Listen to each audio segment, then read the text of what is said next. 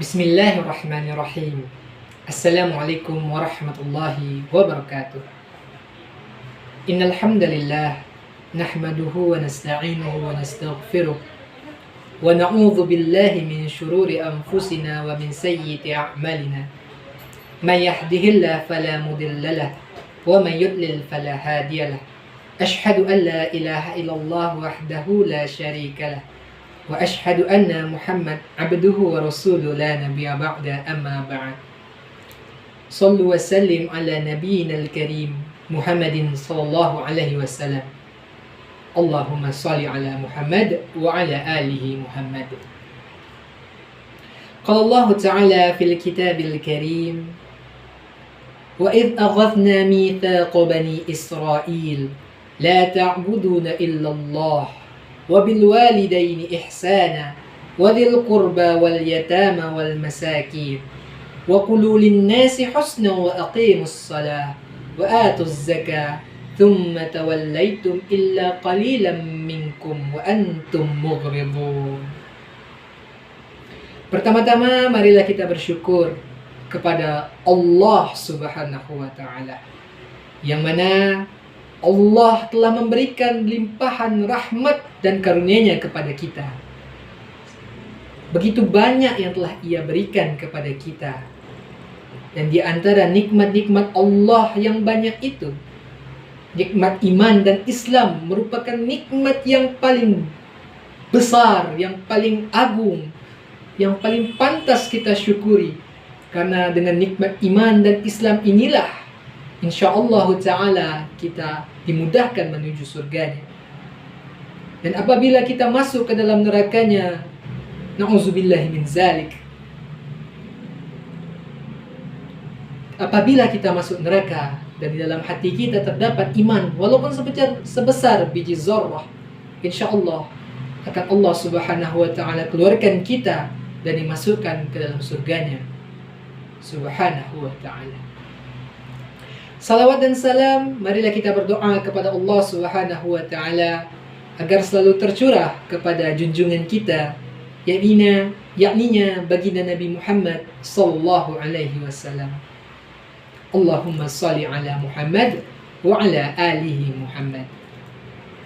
Karena dengan perjuangan beliau, pengorbanan beliau, dari tetesan air mata beliau hingga darah beliau pun terkucur demi memperjuangkan Islam ini bersama sahabat-sahabat beliau, istri-istri beliau, keluarga-keluarga beliau, memperjuangkan agama Islam ini agar bisa berdiri dan tegak, sehingga Islam ini bisa menyebar ke seluruh penjuru, sehingga bisa sampai ke Indonesia, negeri yang kita cintai ini. Maka itu atas perjuangan Rasulullah dan para sahabatnya. Maka marilah kita bersalawat kepada baginda Nabi Muhammad SAW. Allahumma salli wa sallim ala nabiyina Muhammadin SAW.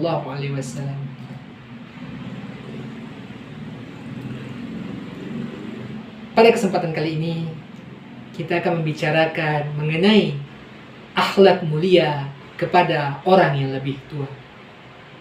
Berbicara mengenai akhlak, Rasulullah Shallallahu Alaihi Wasallam merupakan pedoman yang baik untuk akhlak yang mulia. Karena pada diri Rasulullah Shallallahu Alaihi Wasallam ini terdapat suri tauladan yang baik, terdapat contoh yang luar biasa pada diri Rasulullah Shallallahu Alaihi Wasallam. Beliau adalah seorang pria yang baik, suami yang baik, pemimpin yang baik, panglima perang yang baik, kesatria yang baik. Segala hal-hal yang baik telah Allah berikan kepada Nabi kita, Nabi Muhammad SAW. Sehingga beliau adalah suri tauladan atau tempat mencontoh bagi kita, adalah kiai kita yang patut kita tiru, yakni Nabi Muhammad sallallahu alaihi wasallam. Akhlak beliau ini sangatlah mulia, sebagaimana diceritakan oleh Ibunda Aisyah radhiyallahu anha saat beliau ditanya oleh Sa'ad ditanya oleh Sa'ad bin Hisham bin Amr, "Ya Ummul Mukminin, wahai ibu mukminin, Ummul Mukminin, beritahulah, kabarkanlah kepadaku bagaimana akhlak baginda Nabi SAW." Maka Ibunda Aisyah radhiyallahu anha menceritakan bagaimana akhlak dari baginda Nabi SAW. Ibunda Aisyah mengatakan akhlak Nabi adalah Al-Quran. Jadi semua yang ada di dalam Al-Quran itu telah terpresentasikan pada diri Rasulullah SAW. Telah beliau implementasikan dalam kehidupan beliau. Telah beliau contohkan kepada umatnya, sehingga kita bisa tahu, diriwayatkan oleh para sahabat-sahabat, hingga sampai kepada kita, cerita bagaimana akhlak baginda Nabi SAW. Akhlak beliau adalah Al-Quran. Jadi beliau bisa dikatakan Al-Quran yang berjalan. Karena dalam kehidupan beliau semuanya sesuai dengan Al-Quran. Al-Quranul Karim. Lalu Ibunda Aisyah menyambung katanya, akhlak beliau adalah Al-Quran. Apakah engkau belum mendengar? Apakah kau telah tidak mendengar firman Allah Subhanahu wa taala? Yakninya Allah Subhanahu wa taala berfirman, "Wa innaka la'ala khuluqin azim." Sungguh pada dirimu itu terdapat akhlak yang agung. Di Rasulullah SAW itu terdapat akhlak yang mulia. Lalu Sa'ad bin Hisham ini pun mengatakan, kalau saya tidak ingin menikah atau saya ingin membujang, maka Ibunda Aisyah radhiyallahu anha mengatakan, jangan kamu lakukan, la taf'al, jangan lakukan itu. Sungguh pada Rasulullah SAW, laqad kana lakum fi Rasulillahi uswatun hasanah. Sungguh pada diri Rasulullah SAW terdapat suri tauladan yang baik. Dan Rasulullah SAW juga menikah dan memiliki anak. Ini terdapat pada hadis riwayat Bukhari, nomor hadis 23.460 dalam kitab Musnad para wanita atau sahabiat, bab hadis Sayyidah Aisyah radhiyallahu anha. Dan hadis ini sahih menurut Syu'aib al-Arnaud. Maka berdasarkan cerita yang disampaikan Ibunda Aisyah radhiyallahu an, bagaimana akhlak beliau yang begitu agung, begitu mulia. Al-Quran berjalan. Maka kita perlulah mencontoh bagaimana akhlak Rasulullah itu, bagaimana akhlak kepada anak, istri, dan kepada seluruh manusia. Kepada siapapun, akhlak kepada siapapun. Perlu kita contoh kepada siapa? Kepada baginda Nabi SAW. Nah, banyak cerita mengenai akhlak beliau SAW, atau beliau mengajarkan kita bagaimana berakhlak, mengajarkan para sahabat bagaimana berakhlak kepada orang yang lebih tua. Di antara kisah itu adalah kisah Abdurrahman bin Sahal. Waktu itu Abdurrahman hendak ingin menyampaikan sesuatu, ingin menyampaikan sesuatu kepada Rasulullah SAW, sehingga beliau berlari menuju Rasulullah SAW, bergegas menuju Rasulullah SAW. Namun pada saat itu ada pula orang yang hendak menyampaikan sesuatu kepada Rasulullah SAW, yang mana orang ini lebih tua daripada Abdurrahman bin Sahal. Maka saat Abdurrahman tiba dan ingin menyampaikan apa yang ia sampaikan, maka Rasulullah mengatakan kabir, yang lebih tua dulu. Dahulukan yang besar. Ini adalah hadis riwayat Bukhari, nomor hadis 3002, dan Muslim, nomor hadis 4342. Maka di sini nampak bagaimana akhlak Rasulullah SAW kepada orang yang lebih tua. Utamakan orang yang lebih tua. Utamakan dalam segala hal orang yang lebih tua. Berikutnya ada kisah mengenai tentang nenek tua. Bukan nenek, orang tua. Orang tua yang buta dan hobi mengatakan bahwa Rasulullah sering menghujat Rasulullah SAW dan sering melarang orang apabila ingin bertemu Rasulullah SAW dengan kata jangan temui Muhammad karena dia adalah ini, itu. Maka nenek ini memiliki kisah bersama Rasulullah SAW. Dulu nenek ini disuapi oleh Rasulullah SAW. Namun nenek ini kan buta, orang tua ini kan buta, tidak bisa melihat. Jadi tidak tahu siapa yang menyuapinya. Jadi dia selalu mengingatkan, ya anak muda, jangan pernah dengarkan kata-kata Muhammad.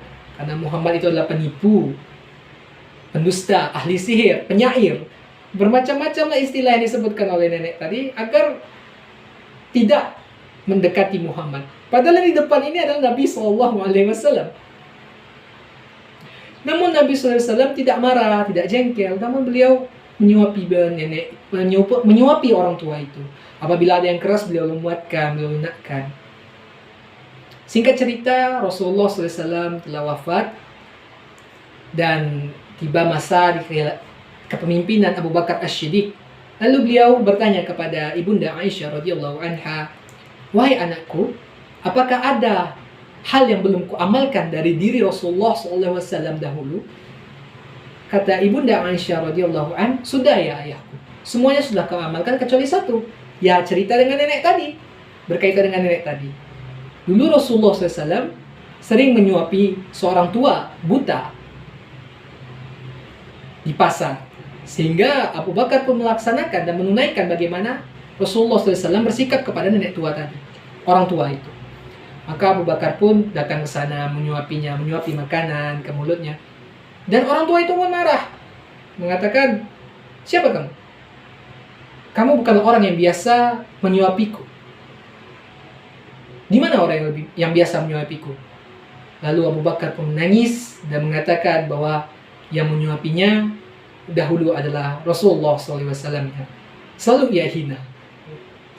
Lalu nenek itu pun juga ikut menangis dan akhirnya nenek itu pun memeluk Islam.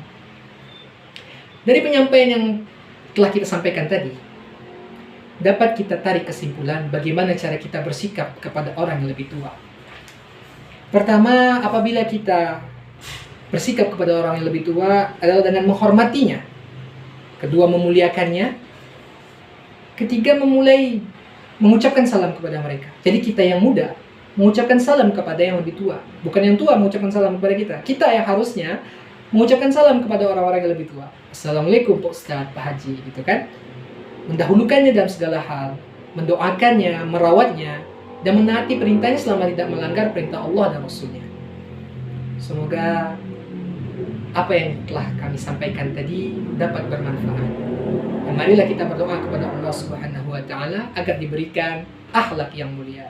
A'udzu billahi minasyaitonir rajim. Bismillahirrahmanirrahim. Alhamdulillahi rabbil alamin wassalatu wassalamu ala asrafil anbiya'i wal mursalin wa ala alihi wa ashabihi rasulillahi ajma'in. Allahumma ighfir li dhunubi wa li walidayya warhamhuma kama rabbayana shaghira. Allahumma ighfir lil muslimina wal muslimat wal mu'minina wal mu'minat al ahya'i minhum wal amwat. Innaka sami'un qaribun mujibud da'wat. Amin ya khadiyal hajat. Allahumma inni as'aluka salamatan fid din wa afiyatan fil jasad wa ziyadatan fil ilmi wa barakatan fil rizqi wa tawbatan qabla al maut wa maghfiratan ba'da al maut. Allahumma hawwin alaina fi syakaratil maut wan najata minan nari al afwa indal hisab. Allahumma ahsanta khalqi fa ahsin khuluqi. Allahumma ahsanta khalqi fa ahsin khuluqi. Rabbana atina fid dunya hasanah wa fil akhirati hasanah wa qina azabannar. Baiklah, itulah yang dapat saya sampaikan. Kalau ada yang salah dan keliru, saya mohon maaf. Sungguhnya yang benar itu datang dari Allah Subhanahu wa Ta'ala, dan yang salah itu akibat lemah dan kurangnya diri saya sendiri. Saya tutup dengan doa kifaratul majlis. Subhanakallahumma wa bihamdika asyhadu an la ilaha illa anta astaghfiruka wa atubu ilaik. Assalamualaikum warahmatullahi wabarakatuh.